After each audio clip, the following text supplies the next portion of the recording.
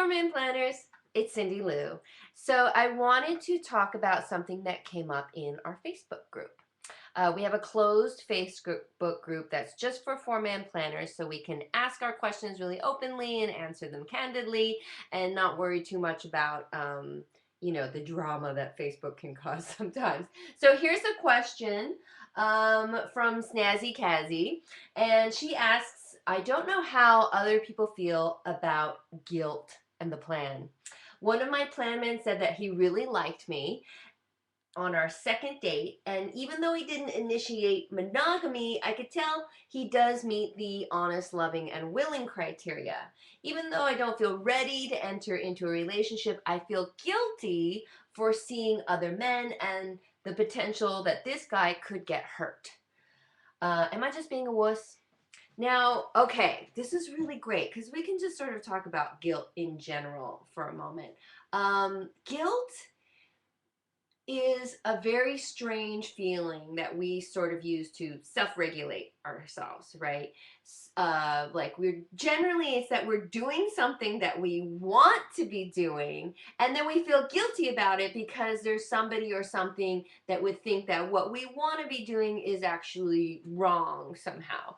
And the funny thing about guilt is that for you to experience it, you have to agree with someone who believes in something different than you doing what you want to do, right? So in this instance, here is Snazzy Cassie, and she is doing the four-man plan. She's being really honest about it, and being honest with people is the greatest alleviator of guilt. Let's just start there, right? Because if she has properly had this man, and she's confirmed that she has told this man that she is seeing other people. They've only gone on a couple of dates, right? And he's a nice guy, and frankly, she doesn't have a lot of experience with really nice guys, and this is probably part of the reason why we don't date really nice, sweet guys sometimes, is because we feel like we're gonna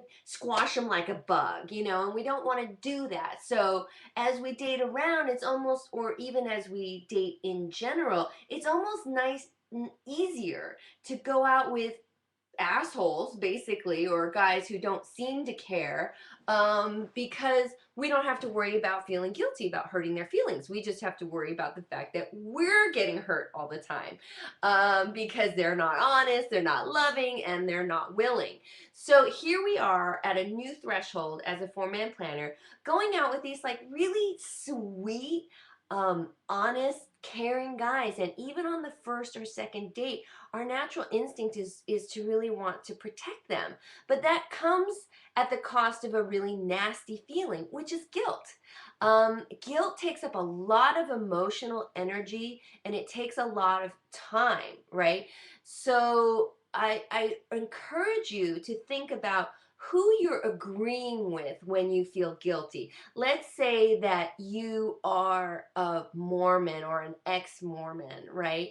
And you go out dancing, and you have this fantastic time dancing because your body is expressed, and you're one with the music, and you're with the other people that are dancing. You have an amazing time, and then the next day you feel guilty about it because there's a whole group of people that you grew up with that said you're not supposed to friggin' dance. That's something that the devil does, right? And I may be totally inaccurate about Mormons and dancing. Please don't don't get mad at me if you're Mormon. I'm just using that as an example. So you would have to agree, right, that dancing is bad and wrong, even though on a fundamental level you had a pure, genuine, pleasurable experience. You would have to then negate that by agreeing with these other people that that's wrong, right? So that would make you feel then guilty.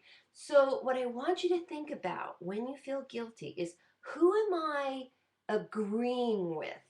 in order to cause this guilty feeling. A lot of the times you're going to go back and realize it's something that your mom told you, something that you learned in school, something that you learned in church. You know, there might be a very specific person that you're retranslating something that you learned in order for you to have these guilt feelings.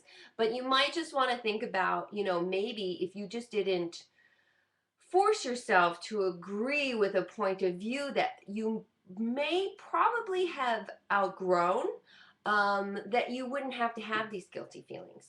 Like if you've never been Mormon, you would never have to worry about dancing as a bad thing that you've done, you know? So if that's something that you're breaking free from, or even let's say you want to stay Mormon, that everything else about Mormon culture is perfectly fine for you, but you just like to dance, you know, you want to express yourself that way. There's no reason why you couldn't stay within that belief system and just remove this one part of you that wants to be expressed this way in a healthy, safe, fun environment, right? So as long as you're taking care of yourself in a way that's safe, as long as you're honest with that other person, because I think as women, we think like we've been hurt so many times by men seeing other people and us not knowing about it, and that was such a terrible feeling. We would never want to make somebody else feel that way.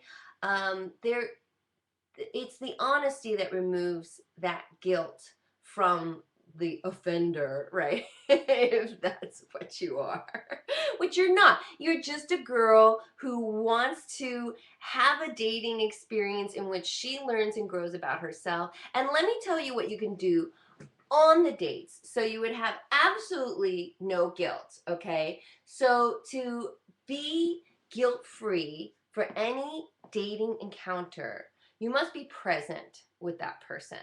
I want you to show up at your date willing to have a good time, searching for the best things about that person, searching for their ultimate divinity and their zone of genius, like where they really put their time in, where they're really great, and not try to fit them into your husband box or your boyfriend box. Like, is he good enough for me here and there? And does he meet all of these blah, blah, blah qualifications, right? So just eliminate that and let your company, just during the time of the date, right? Even if it's a 20-minute coffee, let your company be enough of a gift.